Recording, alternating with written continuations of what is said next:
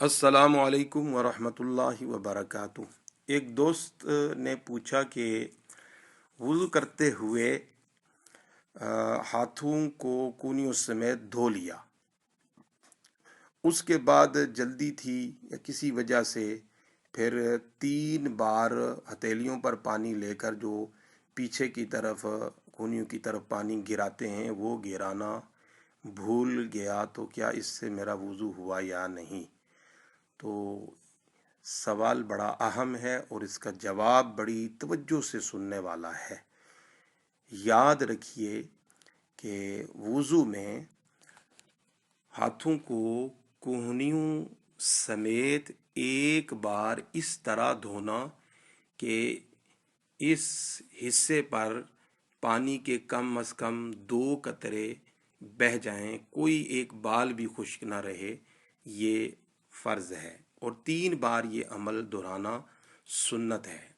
अगर किसी ने अपना बाजू किसी तरीके से भी यानी कोहनियों समेत धो लिया तो अब उसका फ़र्ज़ भी अदा हो गया और 3 बार करने से सुन्नत भी अदा हो गई।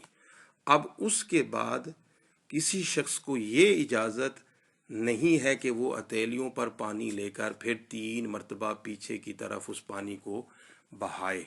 अब अगर उसने ये अमल सुन्नत और फ़र्ज़ की अदायगी के बाद किया तो अब उसको इस पर सवाब नहीं गुनाह होगा, इसलिए कि वो पानी को ज़ाया कर रहा है। अब पानी को इस्तेमाल करने की ज़रूरत नहीं, इजाज़त नहीं, वो ज़रूरत से हट कर पानी को यूज़ कर रहा है और ये इसराफ़ के ज़ुमरे में जाएगा और अल्लाह ताला ने इसराफ़ से मना फरमाया है।